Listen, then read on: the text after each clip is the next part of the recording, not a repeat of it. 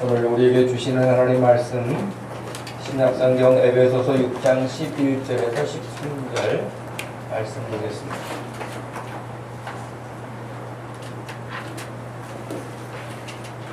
에베소서 6장 11절에서 13절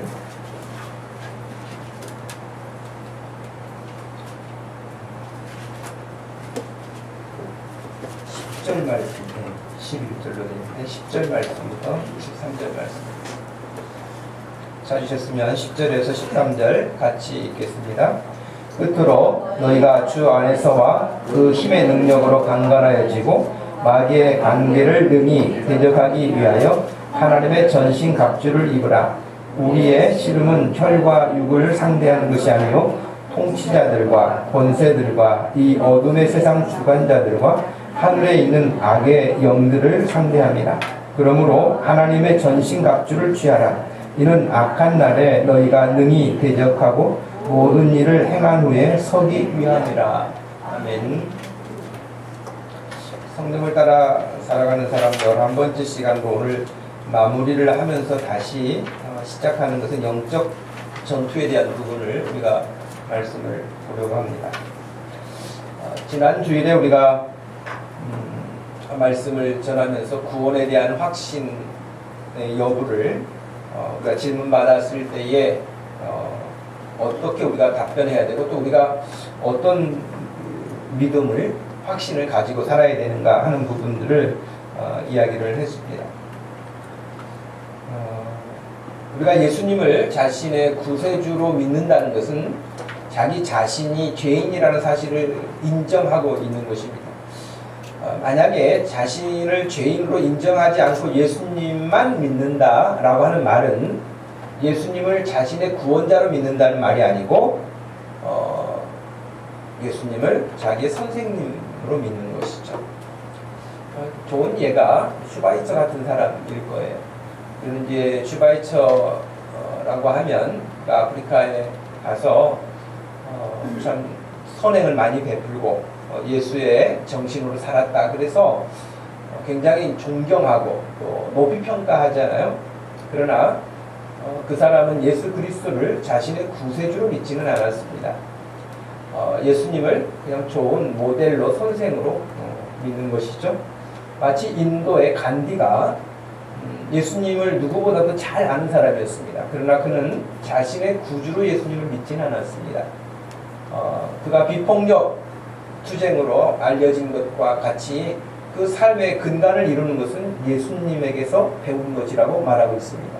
그렇지만 예수님께서 행하셨던 비폭력의 정신을 그가 모티브로 자기의 삶의 철학이나 정치 철학을 삼았을지는 모르지만 예수 그리스도가 자신의 구주라고는 하지 않았습니다.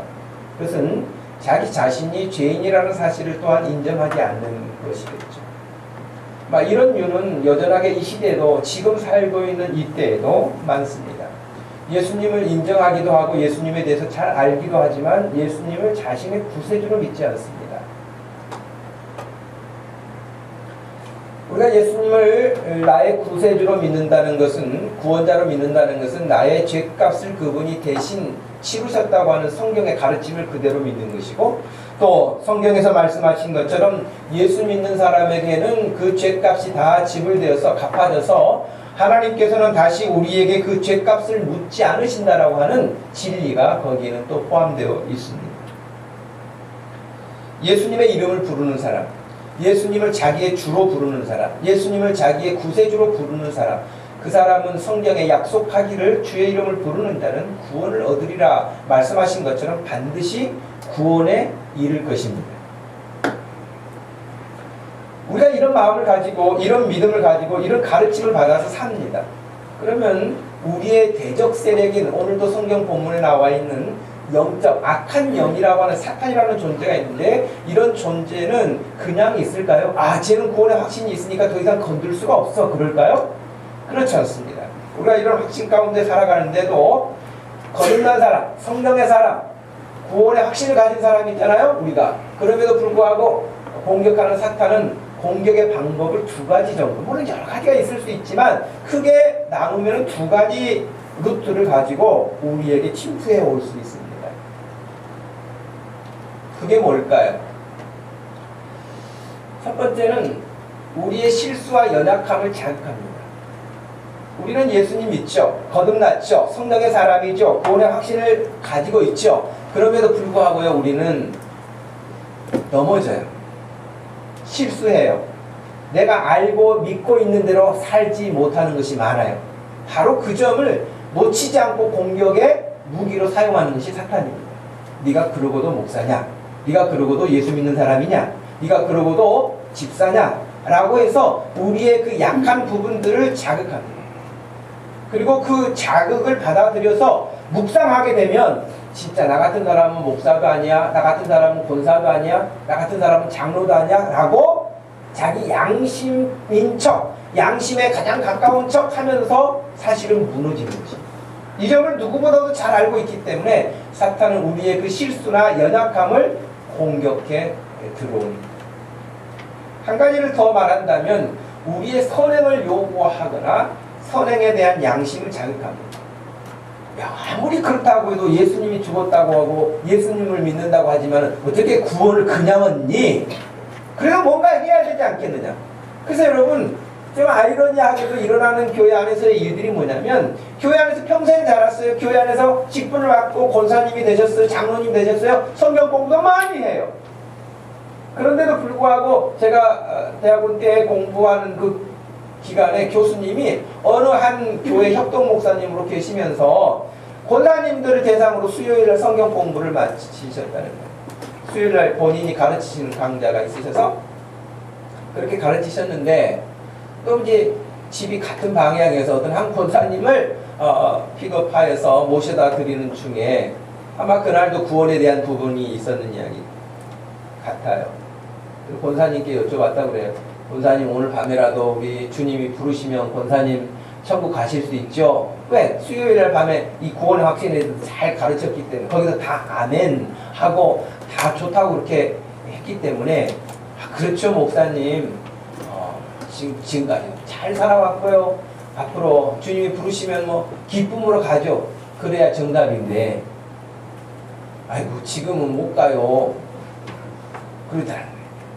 아니 권사님 왜 못 가세요? 그랬더니 아이고 기도도 많이 못했고요. 전도도 많이 못했고요. 헌금도 많이 못했고요. 못한 것이 너무 많다는 거야. 바로 사탄이 공격하는 부분이 그거예요.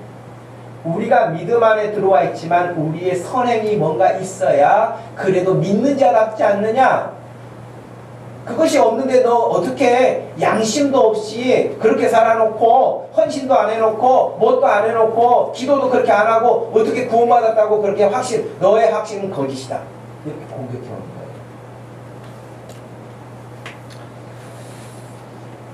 거예요. 이때 우리의 대응책은 다른 거 없습니다. 하나님이 우리에게 약속해 주신 그 말씀을 붙드는 것이지 우리의 양심을 붙드는 것이나 우리의 생활을 붙드는 것이 아닙니다. 여전히 나에게는 실망스러운 것이 많습니다. 여러분 그렇죠? 여러분 각자 살아온 신앙생활들을 돌아보면 믿음으로 살려고 늘 마음의 결단을 하지만 돌아보면 실망스럽지. 야 지난주에는 내가 완전 승리했어. 지난주에는 내가 진짜 거의 예수님 같았어. 그런 사람이 누가 있습니까? 아무도 없어요. 제가 지난주에 베드로도 실수했다고 말씀드렸잖아요. 바울도 갈등하고 산다고 그랬잖아요. 다윗과 같은 사람도 하나님 앞에 범죄했다고 그랬잖아요. 인류 역사상 범죄하지 않고 실수하지 않은 인생은 한 사람도 없습니다. 유일하게 실수하지 않고 범죄하지 않은 한 사람을 찾으라고 한다면 오직 예수님 한 분밖에 없습니다.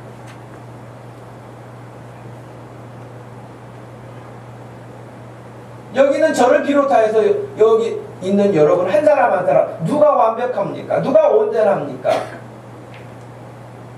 누가 실수가 없습니까? 흠이 없는 사람이 어디 있습니까? 그럼에도 불구하고 우리가 구원의 확신을 가지고 사는 것은 우리의 그런 것을 가지고 구원을 하시는 것이 아니라 하나님이 우리를 불쌍히 여기시고 우리를 사랑하셔서 여기 한 사람 한 사람에게 믿음을 선물로 주셔서 다른 사람 그리 공부 많이 한 사람 그리 똑똑한 사람 세상으로 잘 나가는 사람들도 도무지 믿어지지 않는다고 하는 예수님이 믿어지는 거 아닙니까? 우리가 예수 그리스도가 믿어진다고 하는 것은 하나님으로부터 내가 선물을 받았다고 하는 증거입니다. 그건 여러분의 선행에서 나온 게 아닙니다. 여러분의 완벽함에서 나온 것이 아니라고 우리에게 말씀하십니다. 그래서 지난주에 그랬죠. 거듭난 사람의 특징은 그렇기 때문에 절대 자기 자랑을 할 수가 없습니다. 자랑할 것이 있다고 한다면 예수님밖에 없습니다. 동의하시죠? 예수님 말고 여러분 우리가 뭘 자랑하겠습니까?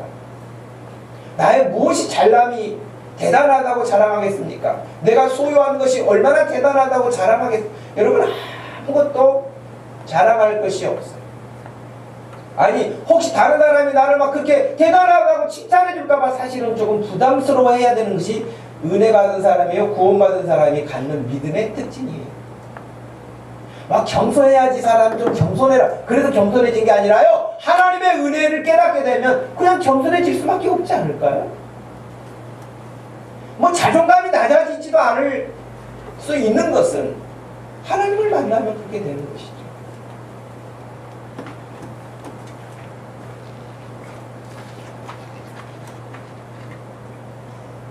우리는 여기에 근거해서 영원한 생명을 가진 저나 여러분 믿음으로 우리 하나님을 향하여서 가는 우리 믿음의 사람들 우리 이런 사람들을 지금 성경에서 이야기하고 있는 것처럼 영적인 사람이에요. 성령의 사람이라 그렇게 말하잖아요. 성령의 사람이라고 말하는 것은 곧 영적인 사람인 것이죠. 영적인 사람이라고 하는 것은 성경에서 또 다르게 반대에 서 있는 그와 같은 것에서 보았을 때 육적인 사람이 아니라는 것이에요.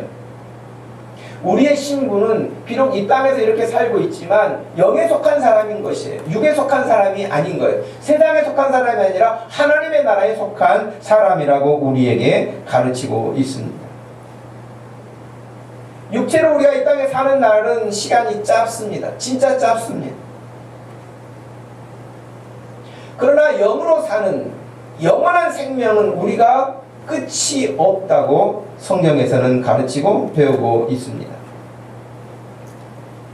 그래서 이 땅에 살지만 하나님의 나라를 소망하고 살아가는 것이고, 세상의 온갖 유혹들이 우리에게 찾아오지만 우리를 게으르게 하고 나태하게 하고 안일하게 하는 것들이 우리에게 끊임없이 오지만 우리가 거기에 유혹에 넘어가 살지 않고 하나님의 나라를 바라보고 있기 때문에 우리는 분명한 목적을 가지고 살아가는 것이에요. 세상 사람들이 그냥 사는 방식대로 살지 않는 거예요. 왜? 거기에는 아무 유익이 없다는 것을 알기 때문이고 거기에 생명이 없다는 것을 알기 때문에 오히려 그런 것들이 올 때 우리는 그 유혹을 물리치는 사람들 아닙니까? 그것을 멀리하는 거 아니겠습니까? 그럼 우리 세상을 따라가는 사람들이 아닙니다. 성경에서는 하나님과 하나님의 백성인 우리들과의 관계를 정말 다양하게 설명합니다.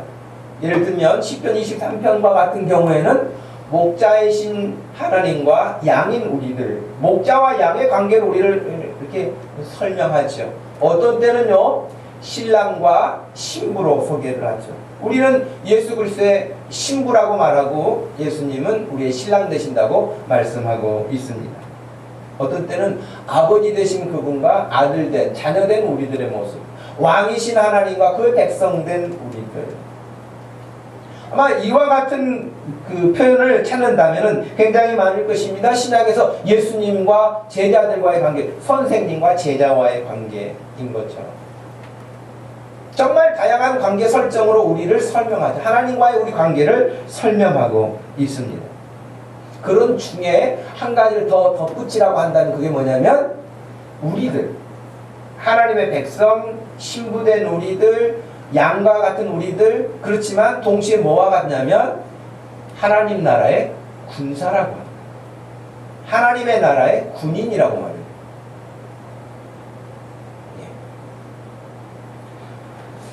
오늘 11절 말씀에서도 그러지 않았습니까? 마귀의 관계를 능히 대적하기 위하여 하나님의 전신갑주를 입어라. 전신갑주를 입는 사람은 누구냐면 군인이에요. 일반인들이 여러분 이런 거 하고 다니지 않잖아요? 군인이 전신갑주를 입죠. 그렇기 때문에 하나님의 백성들인 성도인 저와 여러분들은 다 하나님의 나라의 군사가 된 것을 여러분 믿으시길 바랍니다. 군인이에요.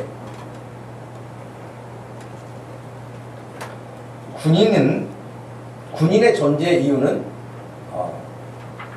두 가지입니다. 물론 거의 30년, 저도 군대가 간 지가 30년이 넘었으니까요. 갔다 온 지가 30년이 넘었는데, 제가 군대 처음에 딱 들어가가지고 이제 자대 배치 받고 이렇게 했을 때에 그 고참으로부터 넘겨받은 것이 뭐가 있었냐면은 암기 목록장이라 그래가지고 80개를 암송하라고 이렇게 주더라고요. 거기는 군인의 정신, 군인의 사명 이런 것들이 쫙 적혀있는 보초의 임무, 보초의 수칙 쭉 딱 적혀있는데 이것을 60개, 80개를 다 외워야 되는 거예요. 그래서 점호 시간이 제일 싫었어요. 왜냐하면 점호 시간에 그걸 점검하거든요. 우리 동기들 가운데 누구를 딱 시켜봐가지고 모르면 옆에 사람도 시켜보고, 모르면은 한 사람이라도 모르면 우리 동기들이 다 벌 쓰거든요. 근데 유독 또 그 중에 또 잘하는 사람도 있지만 또 못하는 사람도 있잖아요. 그 때문에 우리가 또 이제 고통스럽게 시간 당하는 경우도 있었죠. 군의 정신, 군인의 정신 이런 거 해봤다. 여러분, 우리나라에 군인이 존재하는 이유는 뭐라고 생각합니까? 군인의 정신은 두 가지인데 방어하는 것과 공격하는 것입니다. 하나는 우리를 방어하고 지키는 것이죠. 국민의 생명을 지킨다, 그렇게 나와요. 그 군의 정신에 대해서. 국민의 재산과 생명을 보호한다. 그랬는데 이제 예를 들면 광주 민주화운동 같은 경우는 국민의 생명을 지키는 것이 아니라 살해한, 무서운 일 아니겠습니까? 군인이 그 백성을 지키는 것이 아니라 오히려 공격하는, 있을 수 없는 그런 일 아니겠습니까? 그러니까 군인 정신은 일단은 방어예요. 외부의 공격을 방어하는 거예요. 방어만 하는 게 아니라 어떤 시점에서는 공격도 해요. 그게 군인이죠.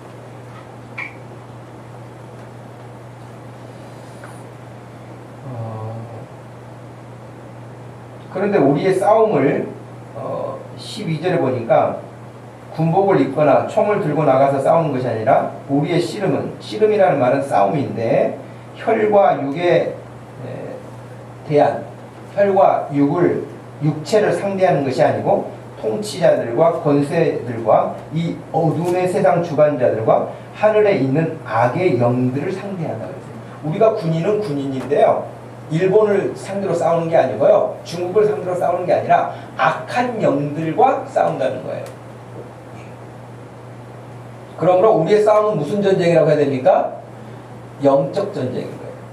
우리는 육적 전쟁을 하는 사람이 아니에요. 영적 전쟁에 들어와 있는 군사들인 것이에요. 근데 여러분 전쟁에는 어떻습니까? 전쟁을 하면 결과가 어떻습니까? 승리하는 쪽도 있고 패배하는 쪽도 있죠. 물론 지금 남북과의 관계가 이렇게 휴전 상태라고 하는 휴전의 상태도 있지만 이미 휴전하기 전에 양쪽이 어마어마한 손해를 보고 또 그 전쟁에 참여했던 외국 유엔군들 마찬가지로 많은 살상을 입었죠. 그러니까 전쟁을 하게 되면 거기는 승리자가 있기도 하고 패배자가 있어요.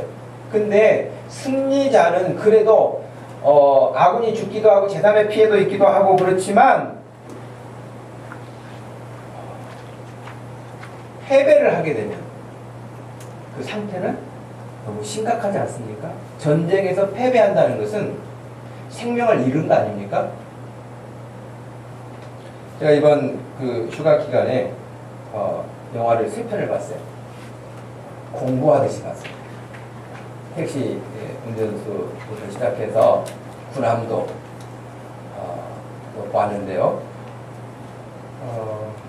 이 부분 여러분들도 이제 뭐 영화들을 보셔서 잘 아시겠지만 일제 시대에 강제징용으로 끌려간 역사적 그 사실을 바탕으로 만든 영화 아닙니까? 군함도 그 배경이 된 일본 하지마 섬이라고 하는 그 섬. 우리는 지금 이 평화로운 세상에 살고 있기 때문에 전혀 상상도 못할 일들, 영화이지만 영화가 어찌 사실보다 더 영화가 다 잘 그려내겠어요? 더 어렵겠죠. 그런데 그런 어떤 일들을 생각하면 너무 끔찍한데 제가 설명하는 것보다도 어떤 한 부분을 여러분 보시는 것이 좋을 것 같아서 그 영상을 제가 보여드리려고 합니다. 조선인들이 강제징용돼 지하 탄광에서 일했던 곳, 일본의 작은 섬인 군함도입니다. 관련 영화 개봉을 앞두고 이 섬이 다시 주목을 받고 있는데요. 실제로 군함도에서 강제 노역에 시달렸던 생존자의 생생한 증언을 들어봤습니다. 김설의 기자입니다.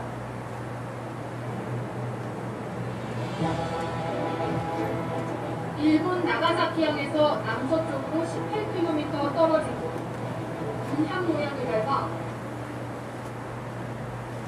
군함도라고 불리는 일본명 하시마섬입니다. 1940년에서 1945년 사이 수많은 조선인들이 이 섬에 끌려갔습니다. 1943년 1월 17일 응명은 10월 20일 날 문장이 그래요.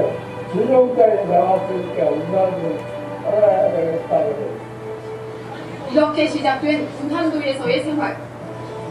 밤낮 없이 지하 탄광에서 중노동에 시달려야만 했습니다. 진영이 그래서 우리가 딱 걸리면 카트라는 거좀 수분을 이렇게 닦으니까 좀 나가고 강제징용된 조선인들은 1000m 깊이의 탄광에서 최대 16시간을 일했습니다. 탄광하는 습도가 90%에 이르고 온도가 45도에 이르는 등 그야말로 처참한 환경이었습니다. 김영석 할아버지는 당시 4416번으로 불렸습니다.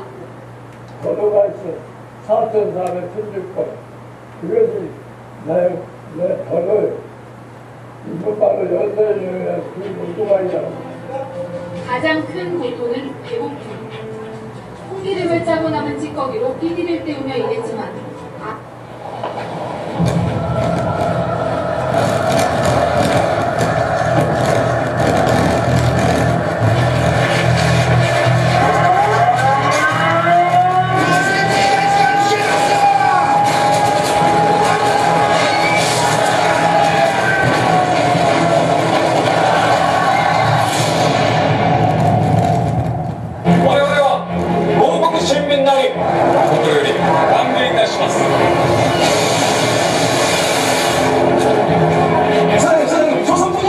저하고 같이 못할 됩니다. 이 소리라고. 뭐 하는 거야?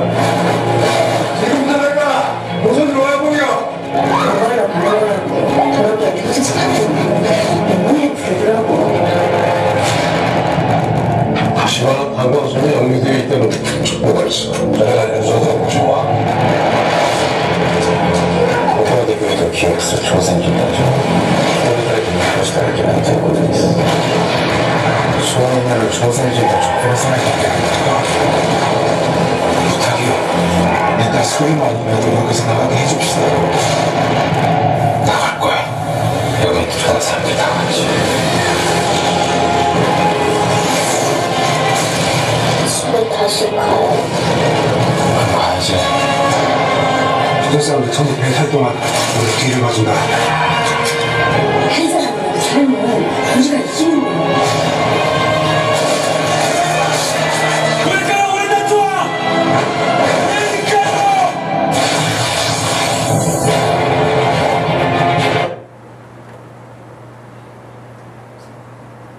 네. 전쟁은 여러분 그 낭만도 아니고 영화에서 보는 것처럼 그렇게 웃고 시원한 데서 그냥 영화 감상으로 끝나는 게 아니라 아주 비참한 거 아닙니까? 말 그대로 너무 비참해요. 남자들은 그냥 전쟁터에 나가서 죽기도 하죠. 그러나 여자들은 나이가 많고 적음을 떠나서 더 순환을 많이 당하죠. 차라리 죽는 게 낫다 싶을 만큼 그런 비참한 일들을 당하는 게 약한 사람들 아닙니까? 여러분 전쟁에서 지면 그래요. 예.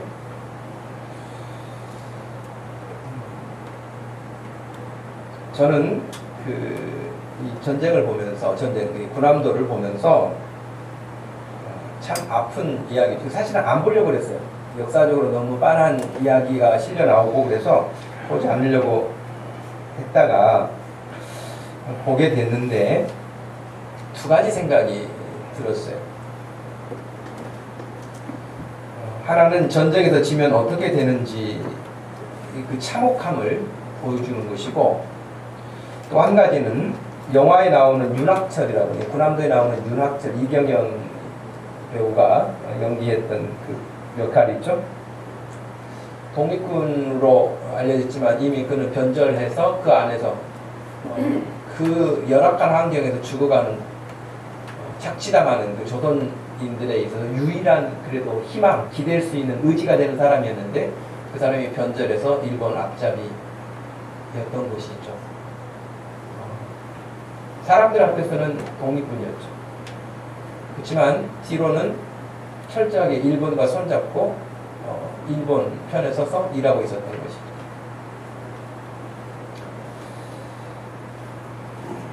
이 두 가지 생각도 들었지만요, 더 본질적인 생각 하나는 뭐였냐면,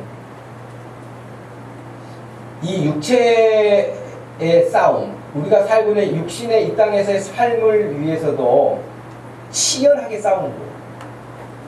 착취하려고 하는 자들과 착취당하지 않으려고 하는 사람들과의 관계 속에서 정말 여러분 치열한 싸움 아닙니까? 저는 이제 목회자의 입장에서 이 부분을 또 어떤 한 단면을 읽어낼 때 우리는 아까 말씀드린 것처럼 영적 싸움을 영적 전쟁에 들어온 사람들이라고 말했잖아요. 이것은 이 전쟁에 끌려가거나 군함도에 가서 그 노동 착취를 당하거나 죽어가거나 그래도 여러분 그렇게 해서 죽은 사람이나 그 이후에 살아남아서 지금 아까 인터뷰했던 그 할아버지 이미 시력을 잃어서 그분은 보지를 못해요. 그냥 그렇게 살아도 여러분 어차피 100년을 넘기지 못하고 끝나는 거 아닙니까? 좀 빨리 가고 좀 늦게 가고 할 뿐인 정도의 100년이 안 되는 그 삶을 위해서도 치열하게 싸운다는 거예요. 그러나 저와 여러분들이 고백하고 있는 바에 의하면 우리의 영적 싸움은 영원한 싸움 아닙니까? 100년 안에 사라질 그런 생명이 아니잖아요? 영원한 생명을 가지고 싸우는데 우리의 싸움은 너무나 치열함이 없어요. 아, 우리는 영적 싸움을 하는 사람들이 아니구나.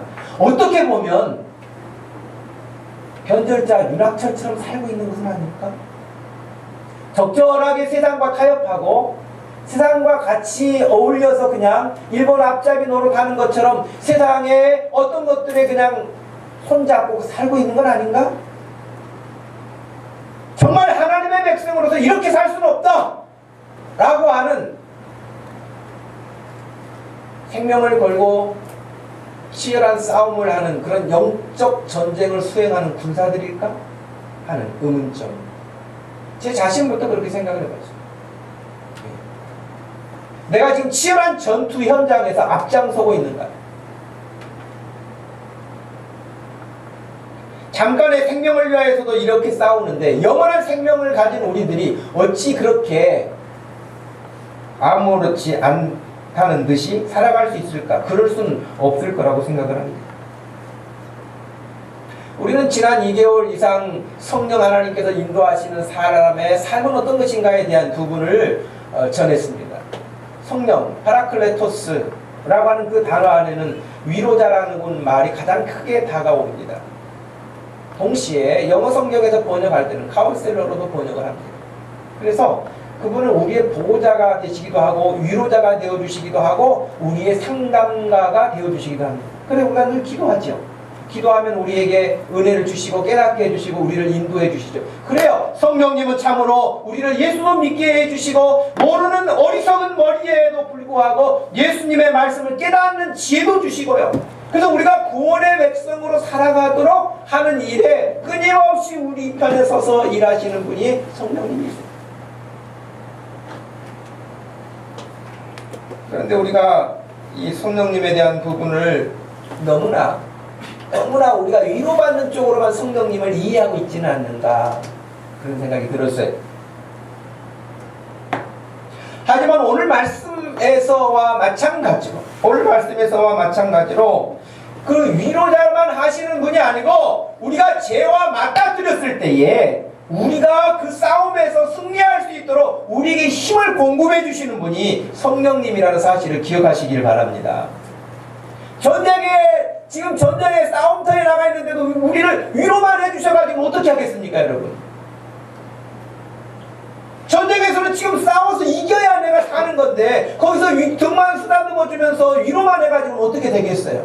우리가 이 세상에 살면서 믿음으로 사는데 어떻게 교회 와서 위로만 받고 가겠습니까? 성령께서 우리에게 힘주시는 능력을 받아서 우리가 세상 앞에 당당하게 싸워야 할 그러한 상대들을, 영적 상대자들을, 악한 속임수들과 괴계를 우리가 물리쳐야 할 것입니다. 그 싸움을 하는데 성령님이 우리 편이 되어주셔서 우리에게 힘을 공급해 주시는 분입니다. 여러분, 징기스칸이 그렇게 넓은 땅을 다 정복해 들어갈 수 있었던 가장 큰 이유 가운데 하나가 보급로를 확장하고 군인들이 전쟁터에 나가서 싸우는데 여러분 먹을 것이 없으면 어떻게 싸웁니까? 그러니 여러분 이 보급 부대가 굉장히 중요한 거예요. 로마사에서도 이게 군사가 계속해서 들어가면은 보급 부대가 계속해서 그들이 필요한 물량을 공급하지 않으면 끊기면 죽는 거 아닙니까, 한마디로? 그런데 징기스칸은 동시에 먹을 것을 같이 싣고 다니는 거예요. 동시에. 그러니까 어디를 가든지 보급이 끊기지 않는 거예요. 그래서 강력한 군대로 그 넓은 대륙을 다 점령해 들어갈 수가 있었죠. 여러분, 우리가 하나님의 백성으로 하나님의 군사로 세상을 향해서 당대히 나가서 싸울 수 있는 공급되어지는 보급로가 차단되어 버리면 우리는 끝인 거예요. 그럼 여러분 어디서 보급을 받습니까? 오늘 성경에서는 성령님이 우리의 보급로가 되신다고 말씀하십니다. 그리고 어떻게 해야 승리할 수 있을까요? 첫 번째는 기억해야 될 것이 우리 힘으로는 안 된다는 것입니다. 우리 힘으로는 안 된다. 우리 힘으로 될 일이라면 예수님이 오시지도 않았을 것입니다. 그래서 10절 말씀에 어떻게 해야 강건해지는가를 알려주었습니다. 10절 말씀을 보십시오. 끝으로 너희가 주 안에서와 그 힘의 능력으로 강건하여지고 그랬어요.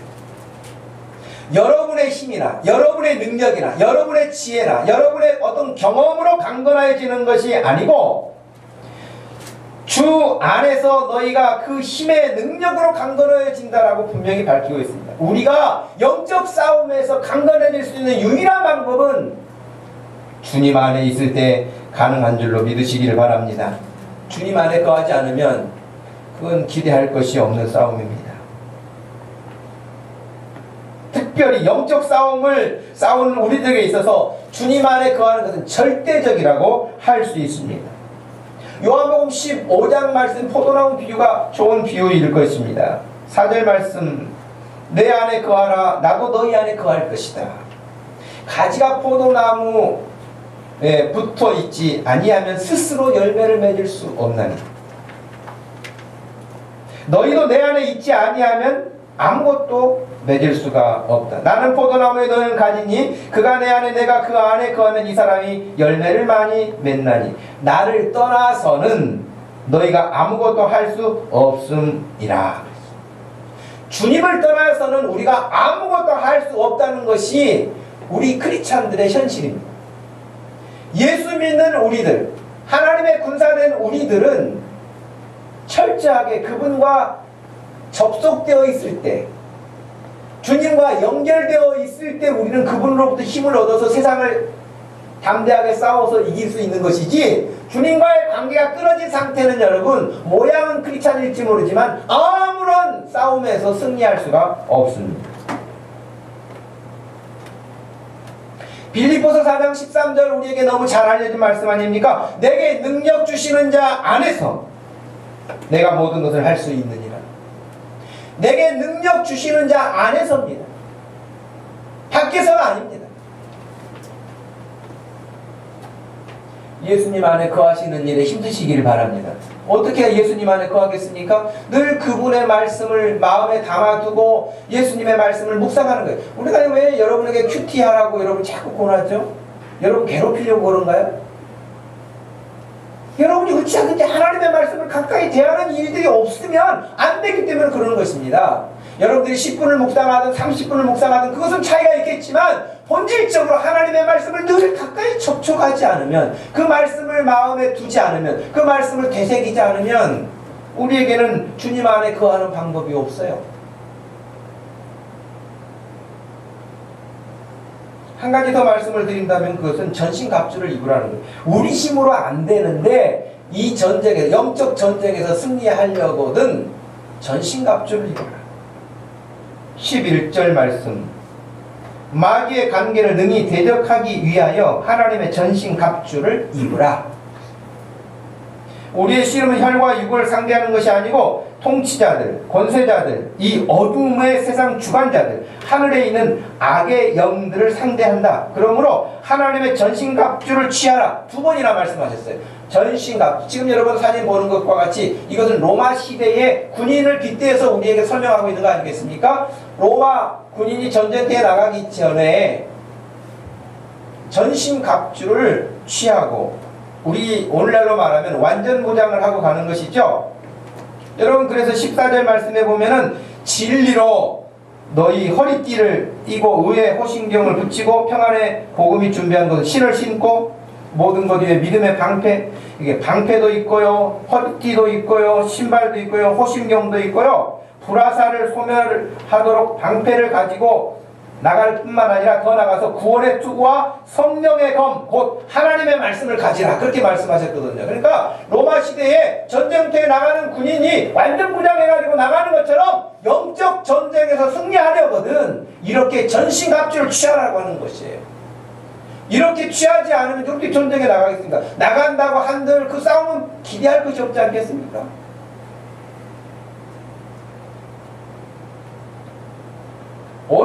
그러면 여러분 전신갑주를 입는 것이 이런 모습은 아니지 않겠습니까?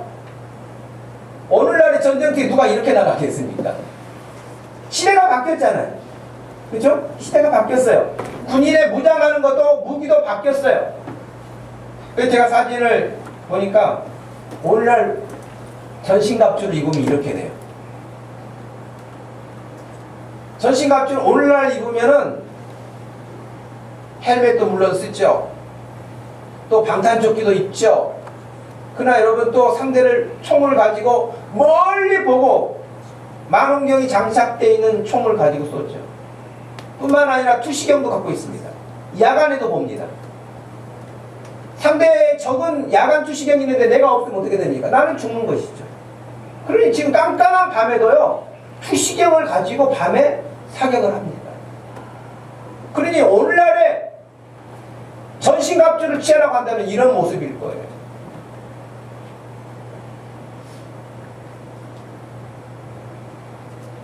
악한 날에 역시 악한 영들을 대적하기 위하여서라고 말씀했습니다. 대적하는 것에서 목적하는 것은 이기기 위한 것이죠. 거의 그냥 방어만 하고 끝나는 것이 아니라 이 싸움에서 이기도록 하기 위하여서 우리에게 전신갑주를 취하라고 하는 거 아니겠습니까? 사탄은, 악한 영은 지금도 다양한 루트를 통하여서 다양한 방식으로 사람들을 유혹하고 혼란케 하고 분별력을 일으키게 하고 안일하게 만들고 게으르고 나태하게 만들고 해서 결국 하나님으로부터 점점 멀어지게 만드는 것이죠. 혹시 하나님으로부터 딱 멀어지지 않으면 모양은 붙어있는 것 같이 하지만 아무 영향력이 가지 않도록 차단해버리는 것이죠. 여러분 나무도 보면은 어떤 가지가 있습니까? 죽은 가지가 있죠. 나무에. 죽은 가지가 떨어져 있나요? 여기는 서울 사람들만 사셔서 잘 모르는 것 같아요. 여러분 나무에는요 붙어 있기는 했는데 죽은 가지가 있어요. 붙어 있다고 해서 다 산 게 아니에요. 죽었다니까요. 붙어 있는데 죽은 가지는 다 잘라서 불에 태우죠. 땔감으로 쓰는 것이죠. 그러니까 오늘날 교회를 안 다니는 거 아니에요. 교회를 다녀요. 너 봤을 때는 붙어 있어요. 그런데 죽어 있는 가지처럼 그 언액을 공급받지 못하는 거예요. 주님으로부터 공급받지 못하는 거예요. 아무것도 공급받지 못하기 때문에 열매를 고사하고 그 생존도 불가능한 것이죠.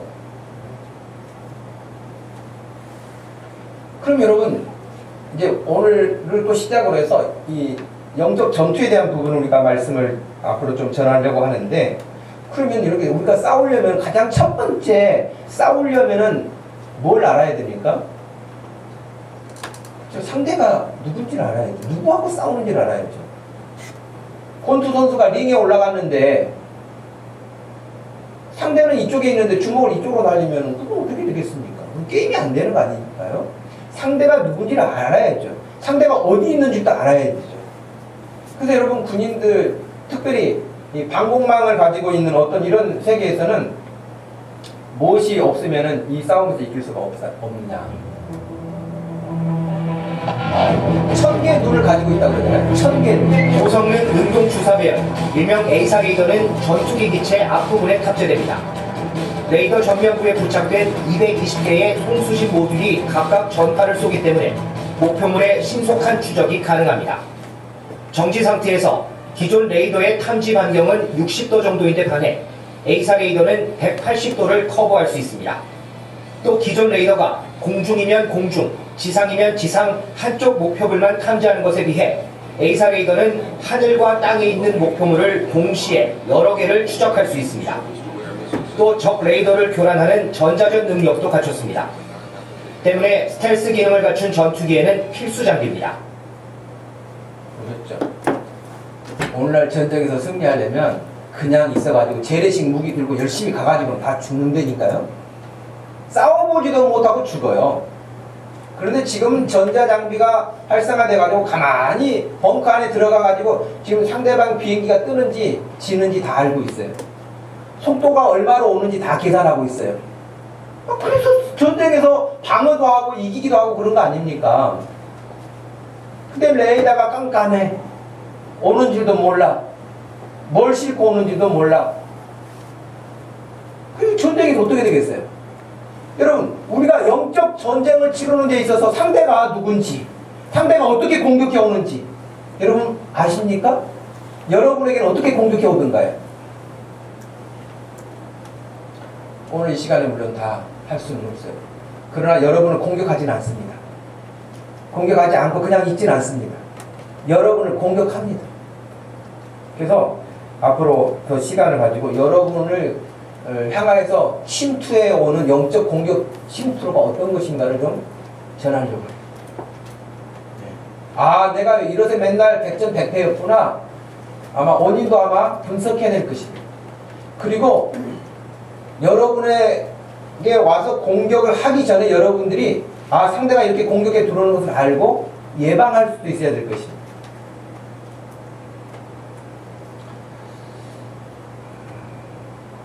그래서 14절 이하에 서서 진리로 너희 허리띠를 띠고 우리는 어디를 가든지 예수님으로부터 오는 평안의 복음을 전하며 살아야 된다고 하는 평화의 복음의 신발을 신으라. 또 온갖 유혹과 방해, 불화살과 같은 시험이 온다 해도 믿음의 방패로 잘 막아내라. 이런 말씀들. 17절 말씀에서는 구원의 투구 곧 성령의 검, 하나님의 말씀을 가지라. 여러분, 성경에서 이 전신갑주를 설명하면서 유일한 공격력 무기가 뭐냐면 말씀이에요. 말씀을 가지고 공격하라는 거예요. 나머지는 거의 방어체제예요.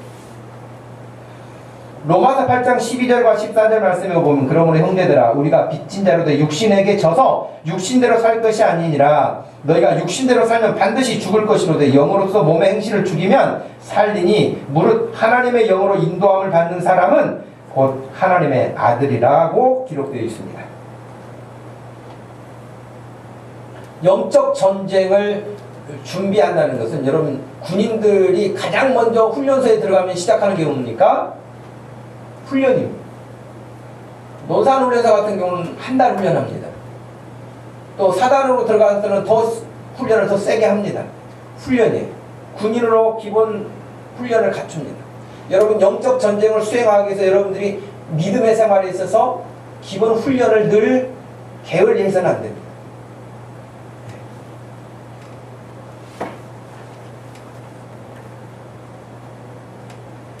깨어 있어야 하고 훈련되어 있어야 되고 전쟁이 일어난다 할지라도 그것을 싸워서 이길 수 있는 능력을 우리가 갖추고 있지 못한다면 우리의 영적 전쟁에서는 패배자로 남을 수밖에 없을 것입니다.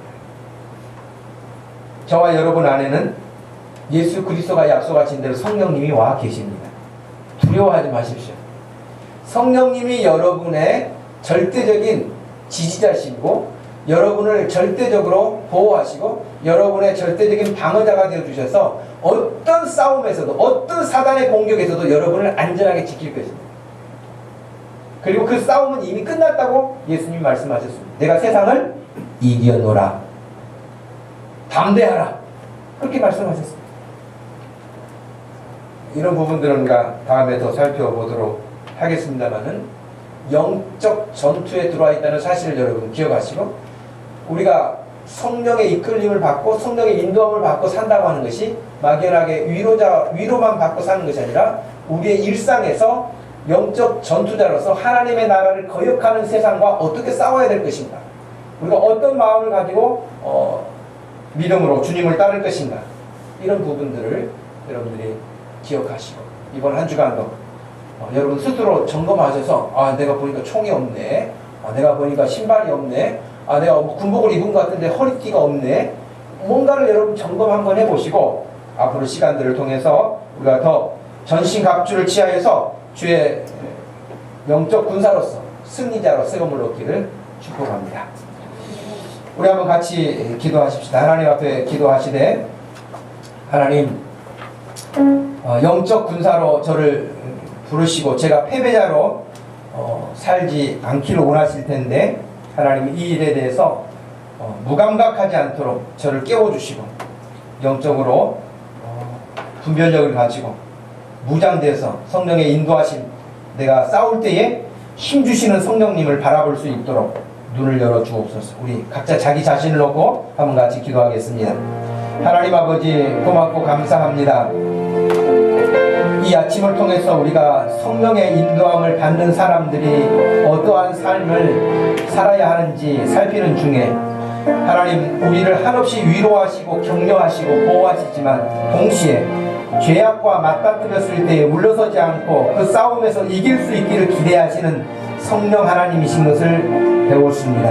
하나님 아버지 우리가 약하다는 이유를 앞세우고 그것을 핑계 삼아서 마땅히 이겨야 될 싸움에서도 패배하고 마땅히 감당해야 될 일들 가운데서도 물러서는 어리석음이 되지 않도록 하시고 성령 하나님 강건하여 주셔서 한 사람도 후퇴하지 아니하고 물러서지 아니하고 지지 아니하고 승리하는 자들이 될 수 있게 하여 주시기를 원합니다. 하나님 아버지 사랑하는 모든 성도들이 믿음 안에서 더욱 강건하여질 수 있기를 원합니다. 머리끝부터 발끝까지 전신갑주를 취하라고 하신 말씀을 따라서 무장하게 하여 주시옵시고 여기 모인 사랑하는 모든 성도들 한 사람 한 사람을 어떤 악한 영도 건드릴 수 없도록 건드린다 할지라도 백전백패하고 도망갈 수 있도록 하나님 세워주시옵시고 역사하여 주시어서 영광을 받아 주시옵시고 하나님의 나라가 더욱 강건하게 세워져 갈 수 있도록 축복하여 주시옵소서. 하나님 아버지 고맙고 감사합니다.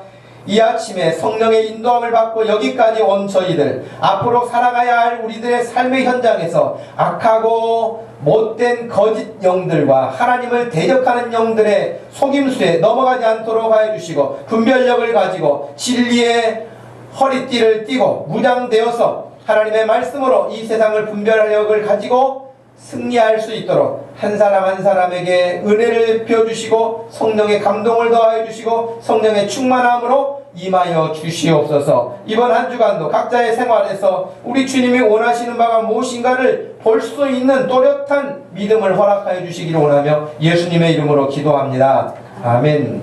다 같이 자리에서 일어나셔서 찬양드리겠습니다.